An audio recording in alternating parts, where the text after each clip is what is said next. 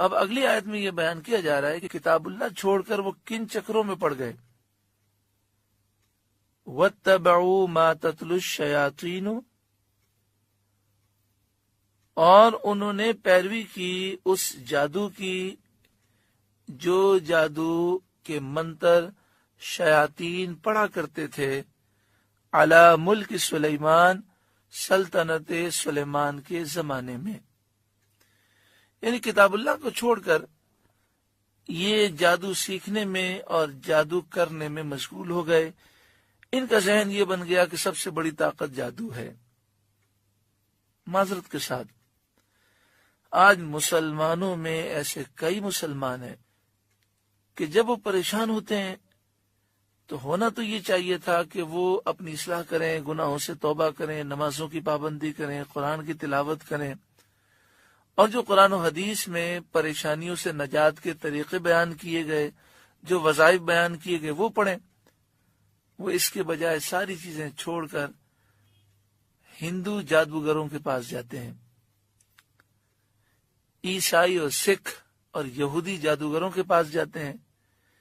بلکہ بعض ایسے بھی نام نہاد ہیں جو اپنے آپ کو مسلمان کہتے ہیں، روحانی عامل کہتے ہیں، لیکن روحانیت سے، اسلام سے ان کا تعلق نہیں. وہ بظاہر سامنے قرآن کی آیت پڑھتے ہیں اور پیچھے سے جادو کے منتر پڑھ کر بہت سے کام کرتے ہیں اور لوگ ان کی شعبدوں سے متاثر ہوتے ہیں. تو جو اصل حقیقت تھی اسے چھوڑ کر آج مسلمان نہ جانے کن چکروں میں پڑ گئے. پھر ان جھوٹے عاملوں نے گھر کے گھر برباد کر دیے. آپ سوچیں کہ جو گھر ایسا ہو جس میں کسی جاندار کی، جانور کی یا انسان کی تصویر آویزہ ہو، تو حدیث پاک میں ہے کہ اس گھر میں رحمت کے فرشتے داخل نہیں ہوتے. اس گھر میں جنات ہوتے ہیں، شریر جنات اور شیاطین وہ قبضہ کر لیتے ہیں. نحوستیں ہی نحوستیں ہوتی ہیں. تو ذرا سوچیں کہ ایک جانور کی اگر تصویر آویزہ ہو یا کسی انسان کی تصویر آویزہ ہو گھر میں، تو رحمت کے فرشتے اس گھر میں داخل نہیں ہوتے. جس گھر کے رہنے والے فجر کی نماز ہی نہ پڑھتے ہوں، موبائل فون، انٹرنیٹ، فیس بک، واٹس ایپ اور دیگر اور ذرائع اور ٹی وی کے ذریعے سے بد نگاہی کرتے ہوں، جس گھر میں گانے باجوں کے شور ہوں، گندے مناظر دیکھے جائیں، ہندوانہ پوجا پاٹ کے طریقے دیکھے جائیں، مندر کے مناظر ہوں، کفریہ اور شرکیہ بھجن کی آوازیں ہوں، تو نحوستیں ہی نحوستیں گھر میں ہوں گی. پھر کہتے ہیں نہ جانے کس نے کیا کر دیا. تو جادو جو ہوتا ہے اس میں شریر جنات کے اثرات ہوتے ہیں، اور یہ شریر جنات اسی وقت قابو پاتے ہیں جب انسان دین سے دور ہو جاتا ہے، اور جہاں گندگی ہوتی ہے وہاں بڑی آسانی کے ساتھ ان کے حملے ہوتے ہیں. تو یہاں پر یہودیوں کی مذمت کی گئی کہ کتاب اللہ کو چھوڑ کر یہ جادو کے چکر میں پڑ گئے. یہاں پر ذکر کیا گیا علی ملک سلیمان، سلطنت سلیمان کے زمانے میں شیاطین جو منتر پڑھتے تھے یہ اس کی پیروی کرنے لگے.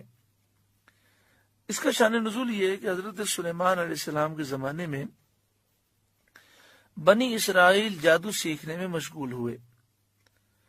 تو حضرت سلیمان علیہ السلام نے ان کو اس سے روکا اور ان کی کتابیں لے کر اپنی کرسی کے نیچے دفن کر دیں. حضرت سلیمان علیہ السلام کی وفات کے بعد شیاطین نے وہ کتابیں نکال کر لوگوں سے کہا کہ سلیمان علیہ السلام اسی کے زور سے حکومت کرتے تھے. بنی اسرائیل کے نیک لوگوں نے اور علماء نے انہیں سمجھایا کہ یہ بات جھوٹ ہے، سلیمان علیہ السلام اللہ کے نبی ہیں اور وہ جادو کے زور پر حکومت نہیں کرتے تھے. لیکن جو جاہل لوگ تھے وہ کہتے تھے کہ جادو حضرت سلیمان علیہ السلام کا علم ہے.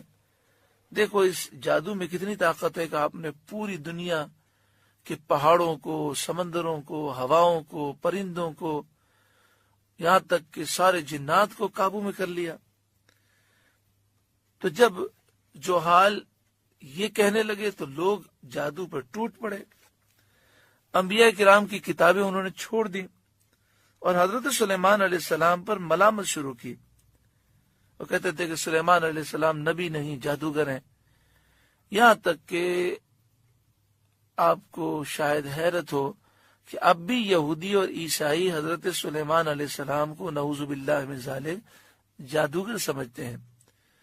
جو موجودہ بائبل ہے اس میں حضرت سلیمان علیہ السلام اور کئی انبیاء کی گستاخیاں موجود ہیں، کیونکہ انہوں نے توریت میں انجیل میں رد و بدل کر دیا ہے.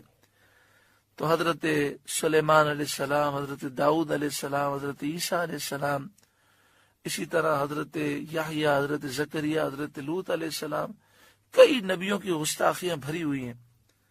تو اس میں گستاخی یہ بھی ہے کہ وہ حضرت سلیمان علیہ السلام کی طرف جادو کی نسبت کرتے ہیں. نبی کریم صلی اللہ علیہ وآلہ وسلم کے اعلان نبوت تک اور مدینہ شریف آپ کی تشریف آوری تک مدینہ کے یہودی اور عیسائی یہی سمجھتے تھے کہ سلیمان علیہ السلام جادوگر تھے، نعوذ باللہ من ذالک. تو جب نبی کریم صلی اللہ علیہ وآلہ وسلم نے حضرت سلیمان علیہ السلام کا ذکر کیا، قرآن کی آیتوں میں سلیمان علیہ السلام کی شان بیان کی گئی، تو یہودی عیسائی حیرت سے پوچھنے لگے کہ آپ ایک جادوگر کی شان بیان کرتے ہیں. تو اللہ تبارک و تعالی نے ان کے رد میں ان آیتوں کا نزول فرمایا اور نبی کریم صلی اللہ علیہ وآلہ وسلم نے ان کے سامنے وضاحت فرمائی کہ سلیمان علیہ السلام نے جادو کے زور پر حکومت نہیں کی. آپ نے یہ جادو لوگوں کو نہیں سکھایا، بلکہ شیاطین تھے جنہوں نے یہ جادو لوگوں کو سکھایا. آپ کی کرسی کے نیچے سے یہ جادو کی کتابیں کیوں نکلیں؟ آپ کے دور حکومت میں لوگ جادو کے پیچھے پڑ گئے تھے، تو آپ نے لوگوں سے ساری کتابیں جمع کر کے اپنی کرسی کے نیچے اس لیے دفن کر دیں کہ کرسی کے نیچے سے کوئی جن کی جرت نہیں تھی کہ وہ وہاں سے کتابیں نکال سکے. تو آپ نے خیال کیا کہ یہ کتابیں یہاں سے کوئی لے نہیں سکے گا. پھر آپ کے وصال کے بعد جنات نے یہاں سے کتابیں نکالی اور لوگوں سے کہنے لگے کہ دیکھو کرسی کے نیچے یہ کتابیں تھیں، اس میں ایسے پاورفل منتر ہیں کہ حضرت سلیمان علیہ السلام اس کے زور سے پوری دنیا کی حکومت کرتے تھے. نعوذ باللہ من ذالک. آگے فرمایا وما کفر سلیمان، اور سلیمان نے کفر نہ کیا کیونکہ وہ نبی ہیں اور انبیاء ہر کفر سے اور ہر گناہ سے قطعاً معصوم ہوتے ہیں. ان کی طرف جادو کی نسبت غلط ہے، باطل ہے، کیونکہ اکثر جادو میں کفریہ اور شرکیہ کلمات ہوتے ہیں. اگر کفریہ اور شرکیہ کلمات نہ بھی ہوں پھر بھی جادو کرنا یہ حرام ہے، اور اگر کفریہ اور شرکیہ کلمات ہوں تو پھر جادو کرنا، جادو کے منتر پڑھنا یہ کفر و شرک ہے.